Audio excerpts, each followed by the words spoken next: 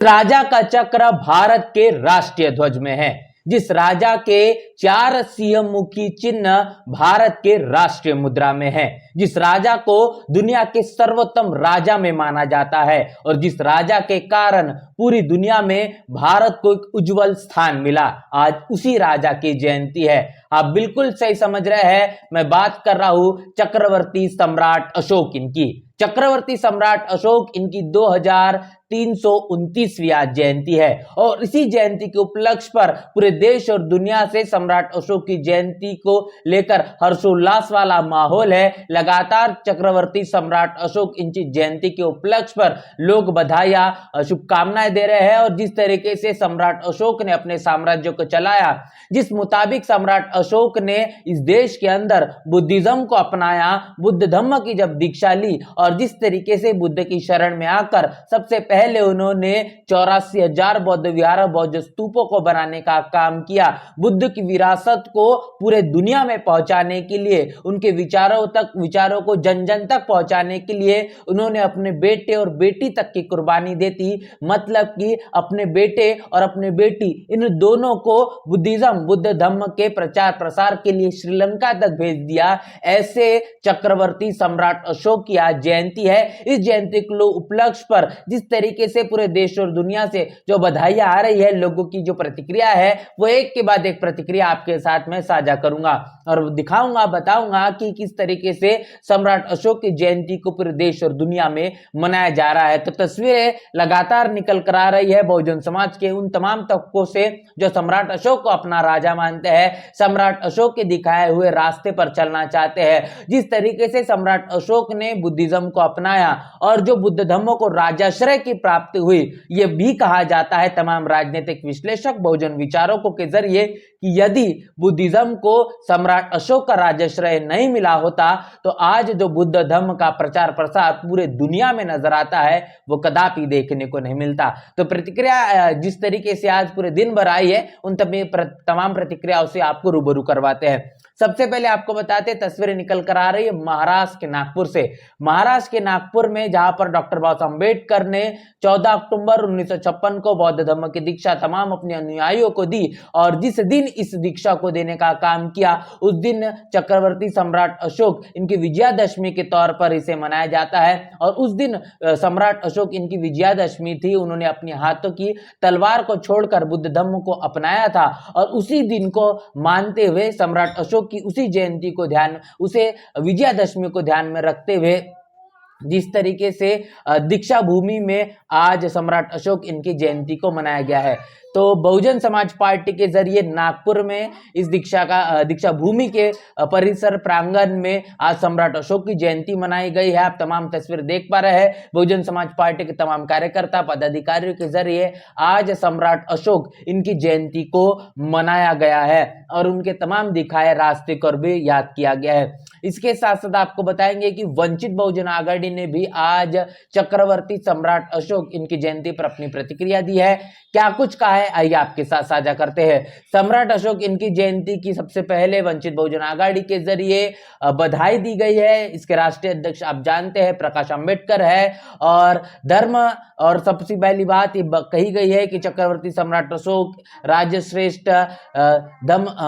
मगध राज भूपति तमाम तरीके से बातें कहकर यह कहा गया है कि सम्राट अशोक एक ऐसे राजा हुए जिन्होंने जिस तरीके से युद्ध किए लेकिन युद्ध का रास्ता अपने शांति की ओर देखा और शांति को अपनाते हुए बुद्ध और धम्म को अपनाते हुए राजाश्रय को जो बुद्धिज्म उन्होंने दिया है, उसके कारण पूरे देश और दुनिया में सबसे पहले अहिंसा, करुणा, समता और लोगों का जन कल्याण कैसी होनी चाहिए उसके लिए सबसे अधिक इस देश और दुनिया में किसी ने काम किया और वो अगर कोई राजा हुए वो सम्राट अशोक हुए। उन तमाम विचारों को याद करते हुए आज आपको बता दें कि वंचित बहुजन आघाड़ी ने सम्राट अशोक इनकी जयंती के उपलक्ष्य पर बधाइयां दी है और इस तरीके से ये तमाम बहुजन महापुरुष के विचारों पर चलने की भी लगातार बात की है। इसके साथ साथ आपको बता दें कि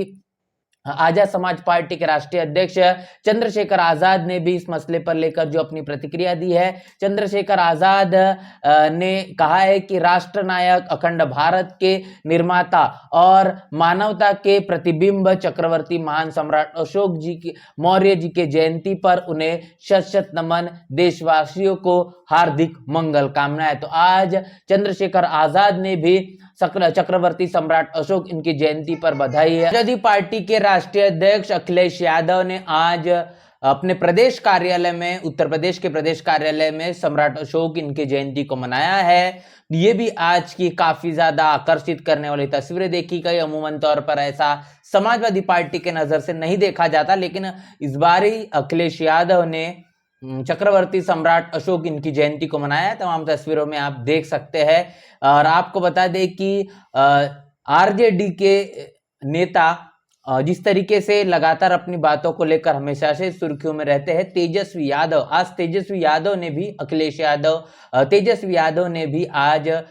सम्राट अशोक इनकी जयंती पर अपनी बधाई दी है, अपनी प्रतिक्रिया दी है। तो तेजस्वी यादव ने कहा है कि विश्व प्रसिद्ध महान पराक्रमी, अखंड भारत के निर्माता, बौद्ध धर्म के महान प्रचारक, वर्ण व्यवस्था विरोधी एवं मानवता प्रेमी, मौर्य राजवंश के चक्रवर्ती, न्यायप्रिय सम्राट अशोक के जयंती के उत्सव की सभी देशवासियों को शुभकामनाएं। हम बिहारियों को हमारे सम्राट अशोक जैसे पुरखे और धरोहर पर अति गर्व है। तो यहाँ पर जिस तरीके से बिहार और बिहार के क्षेत्र को लेकर जिस तरीके से इतिहास के तमाम उन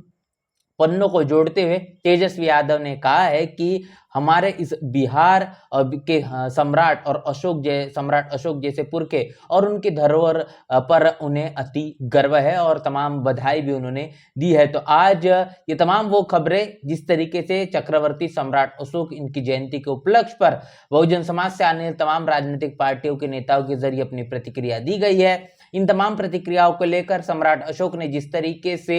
पूरे देश और दुनिया में भारत की एक ऐसी पहचान बनाई जो कि एक न्यायप्रिय राजा के तौर पर देखा गया, जिनका ये मानना था कि मैं किसी भी तरीके से किसी भी हालत में हूं, अगर प्रजा तकलीफ में है तो वो मुझे आज जिस हालत में वो है उस हालत में मुझसे संपर्क कर सकती है। लेकिन देश में आज वास्तविकता इस प्रकार की है कि यदि आप न्याय के लिए अपनी आवाज को बुलंद करेंगे तो आपकी आवाज को बुलंद होने से पहले ही रोक दिया जाता है। सम्राट अशोक जो इस देश के और दुनिया में एक ऐसे राजा हुए जिन राजा के समय में तकरीबन 32% देश की जीडीपी थी, आज हम देख पा रहे हैं कि भ्रष्टाचार किस तरीके से अपने चरम सीमा पर पहुंच चुका है। इस देश को विश्व गुरु बनाने की बात होती है, लेकिन विश्व गुरु की आखिर सच्चाई क्या है आज बखूबी समझ पा रहे हैं। एक समय में तमाम आपने गीत सुने होंगे कि जहां डाल डाल पर सोने की चिड़िया करती है बसेरा, वो भारत देश है मेरा। ये उसी दौर के